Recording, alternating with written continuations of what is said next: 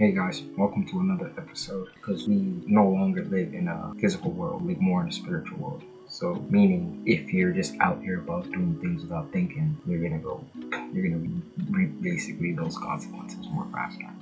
But in a sense, where we live, understand yourself, you gotta kind of understand the environment you're in, and the bigger environment that's being enforced, meaning the bigger environment is being enforced on you. And how that has a total play on you. Bigger pond, which is signatures, or shadow games. What I mean by shadow games, a lot of us already kind of play shadow games. We're kind of playing a shadow game right now, but no one is losing in this. Hence, I'm giving you, all you're going to be is just your time and energy, which again gives you something. Like, hopefully, if you guys take away what you take away, you get knowledge. If you don't, then it's all good. Shadow games. We play a lot of shadow games, meaning we play video games, VR games, and all these tarot cards. Those tarot cards, those are shadow games also, but also a lot of like just playing cards, just good old fashioned playing cards. Like, you know, when you're just playing Big Two with your friends, or Fish, or War, or whatever. Those are like easy shadow games you guys get into every single time you guys play. And then other forms of shadow game too would be like Yu-Gi-Oh, Pokemon, Magic the Gathering. So now that I kind of showed you what shadow games are, or kind of told you what shadow games are and how we deal with them on the daily, like, what is the point of shadow games? The point of shadow games is, back then they were used to kind of weigh their own soul against the spirit that's inside them, or weigh their own spirit against the soul that's inside them, and to see which one is the light or the dark, right? The creature is recognized, or the evil is recognized. They would then put them in cards or stone tablets or whatever have you not. You even see the Pokeballs in the back. They would encapsulate them in these little like stupid things and put them away. Like, they just put them away because they're evil, they're cast away. And a lot of we still do this to these days with these haunted items that a priest or whatever get done with after an exorcism and everything. They kind of just put them to the side or lock them up and just be like, yo, do not touch this. This is just like, it contains pure evil, right? Cool. So now, into this century and everything, they have been bringing back these shadow games into society, but very, very slowly. The first way they did it was children's card games. How stupid that sounds. But children's card games were the first way they introduced this. First way they kind of got a lot of people back into shadow games. And board games and all that, like Snakes and Ladders and all that. These are shadow games. Every single time you play a game or induct into a shadow game, any type of game, even words, you guys are having a duel. You guys may not know it, but you guys are having a duel. So when someone throws an argument your way, let's just say you throw like an attack at them, they have a defense quick for your attack and a counter. So now you have to counter with their counter with a counter. What if they can say is better? What if whatever they can get across is better, quicker, faster? That's what a counter is. That's dueling. Hence dueling. The same way that we used to people fence and all that with swords. Because swords is literally the word words. But back, so they say if you sharpen up your word, your sword will be stronger. Or they say when you live by the sword, you die by the sword. So if you live only by you're gonna die by the book you choose to use. And that also means be careful with the words you use, because the words you use are also like another way that in this new kind of atmosphere that we all gotta get used to living, can manifest very, very, very quickly. Can manifest very negative things or very positive things quickly, depending on what your energy signature is and like the intention behind it too. If you have a serious intention behind it, that thing will just be pulled down more faster, because like I told you, the dream realm is all emotion, so the more you feel behind it, the more you pull it down here, you manifest it. You give it physical life after that. After that, it's going to start manifesting, finding ways to read a person's heart or read a person's mind, because these games are originally used to read someone's like soul or spirit. So these days you can still use these games to still read someone's soul or spirit. Like for all my people out there who still play Big Two, Chinese or Japanese way or whatever way you guys play, the best way I could say you can get really good at Big 2 is if you learn how to read the cards. If you learn how to read what it means when someone has too much black cards, what it means when someone has too much red. Someone has too much black cards, it just means there's kind of like a little bit of a darkness to them. Like, not like a darkness isn't bad, but just there's something staining them. When someone has a little bit of red, like there's like bright about like something leading in their heart that way. And then after that, when you get into that, you can get into if it's like a club, babe, club, diamond, and heart, right?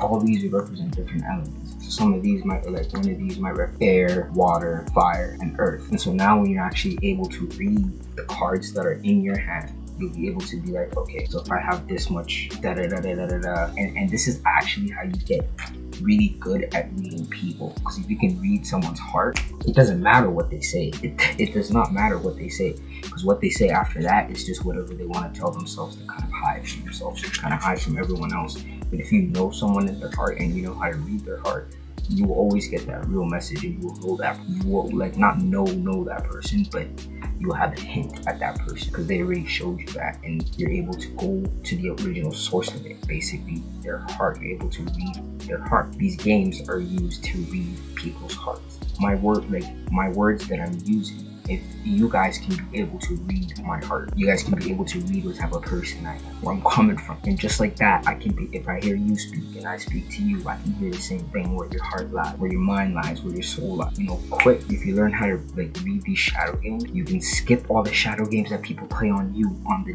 daily. Okay, have you ever heard that saying that when you go outside, you gotta put your best foot forward? Yeah, well, people are putting their worst foot forward. So every single time you're seeing people, you're seeing literally their shadow self. The shadow self, that could be a shadow clone. I have another episode about that, about shadow clones. But if I'm going to sum it up quick right here, it could just be like their sudden emotion taking over, or their ego taking over, or their anger taking over.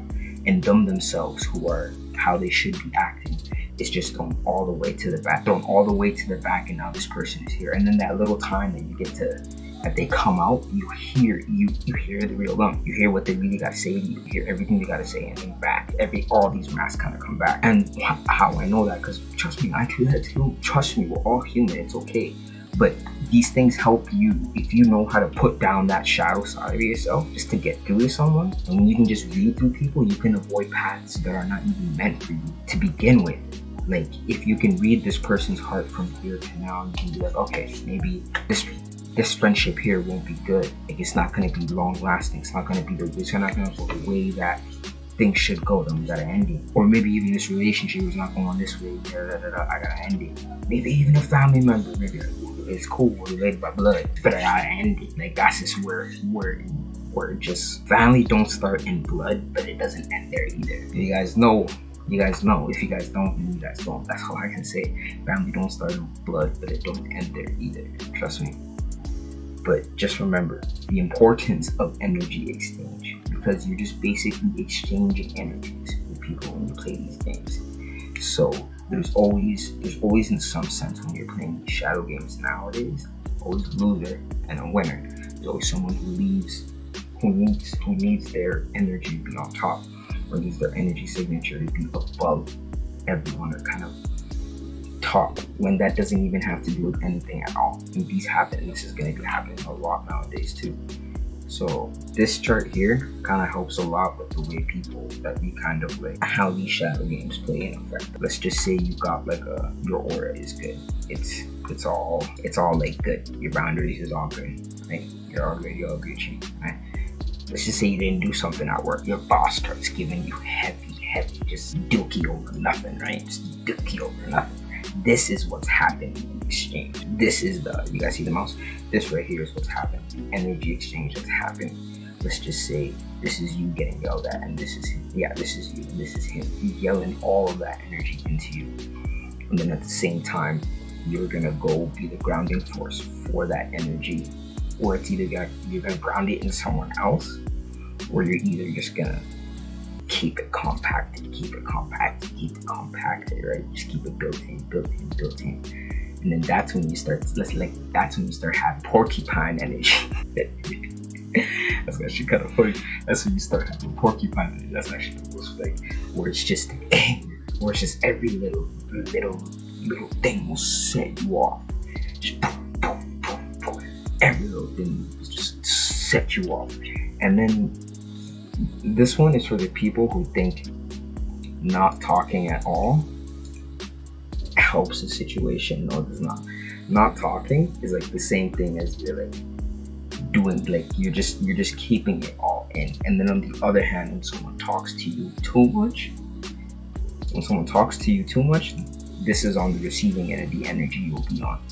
You'll be absorbing all this energy coming in because someone's trying to voice their opinion to you. But you're thinking, no, I'm gonna be quiet. It's gonna be okay. No, you're getting hit with all that. Cool. But now later, you're gonna be getting hit with this, and this is even worse. Because this comes in the form of like, you don't even get to voice it. It's just gonna keep eating you away. Next time you try to do it, it's not even gonna come out correct anything, and then it just keeps, it's just a backtrack. And then we have, trust me, then we have over here, like the overthinkers. Where is it? Because this is kind of where I'm at, where I'm just kind of like, where I think too much. Where was it? I think it's this one too. I think it's this one. Maybe. But just like, if you overthink a lot of situations too, you're just kind of you're leaking out energy. You're just leaking out this energy. And you may not feel it like a punch, you may not feel it like anything, but trust me, when you try to actually get things done that's supposed to be like your favorite thing to do, trust me, all that energy leakings is gonna start affecting you heavy. And even when you get back into these things, there's gonna be a lot of things holding you back. Now, like, to be honest, a lot of people don't see it, but the people around are playing mad shadow. The people who play the most shadow games on us are the ones around us 24/7. Everyone else kind of has a perception of where they think that, and even the relationship, or even parents, because parents even do that. And you can also say friends and family do that. But to an extent, everyone is giving you this kind of like half-ass shadow games thing. Like, you know, they're still trying to throw you off. Everybody still wants to throw you off somehow, some way. They don't want you on your gate. Like, and you don't have to take this all personal. I don't take this all personal. But just know that if you do go out there into the world and you kind of see the internet, or kind of see people do things on the street, or let certain things kind of touch you in the heart, this is just shadow games, because it starts playing on those insecurities or the shadows of yourself, you know. It starts playing on those little things that kind of hurt you, you know what I mean? Who's actually try to like keep you in your shadow and not try to break you out of it. Try to keep you in that cycle and try to just keep you coming back, and then eventually make you buy a product and all that and everything. Like, there's always a game to this. That's why it's called shadow games. It's a game to it. Some people just want to actually help you break the cycle, because you can actually, like, imagine building an empire and helping others set up their empire, and then that bigger empire is the thing that's going to be like taking over together, like doing things faster, bigger, like, because it's faster alone but further together. Trust me, it's faster alone but way further together. That's for another day. But still, you know what I mean? Everyone has their choice. So we all know there's more to this and everything. So why not do everything you gotta do here while you're here? Execute your abilities that you can execute. Find the abilities that you never knew you even had. You know what I mean? For real. You might not even know you're a writer, singer, actor, whatever. Find it. Boom. That's it. That's your mission. That's the way you do what you gotta do, and help along with this battle. Like, you know, help along with this ongoing spiritual war, because it is an ongoing spiritual war. And I know all of us kind of feel it in some sense, where it's like maybe good versus bad in our subjective lives, but to other entities it just is what it is, absolute. But to us it's different, right? So you can do your part of all this war, even being human, 3D, being stuck in a body, you know, we can still do our part. And the way you can tell we can still do our part, because this part is just used to control. Like, you know, it's like the first person perspective. The first person perspective you're seeing from, there has to be another person. There has to be something else inside, because the way is just weird. It's like it's listening, you know what I mean? Your body's listening to you, reacting to you. Like, you know, and you could feel things to such levels that like from within too, and not even show it physically outside. So I tell you, there's more. Like, this world is more spiritual now than it's getting to be more spiritual now than I think ever. To be honest, like I think back then it was like the beginning ages of it opening up, cracking that book open. But now we're actually going through the mess. But we're transitioning into the golden age. So the golden age should be really, really different. It's kind of golden because, you know, your soul's golden. Your soul doesn't want to like it's not no second place, you know. So end of the episode, moral of the episode: watch all the shadow games everyone plays. Watch all the shadow games you play, because you may by accident push someone away that you don't even want to push away. That person may be the realest person you ever met in your life, but since your shadow games are just shadow games, they're doing this thing, gone. So now, like, that's old. This is how things go. You know what I mean? And trust me, I've been there where I lost some real people because I just like the way things go, you know. And I'm like legitimate. You gotta be okay with it too. There's no point in making a mistake and you not being okay with it. You gotta at least stand behind it. Stand behind what you did. Like, so stand behind it. Stop playing these shadow games. Stop shifting the blame. You did what you did. Accountability. That's basically what kind of the moral of the story. It's accountability. Because shadow games just means you're accountable for your actions, and there's no need for you to get in these games with using your shadow all the time, because there's no need to use your shadow all the time. Like, you don't need it no more, because now you're just using your soul just to shine, just to do its work. And it just doesn't stink, because then you can go other forms of outlets to fake it to make it. Yeah. Well, catch you guys on the next episode. Have a good night.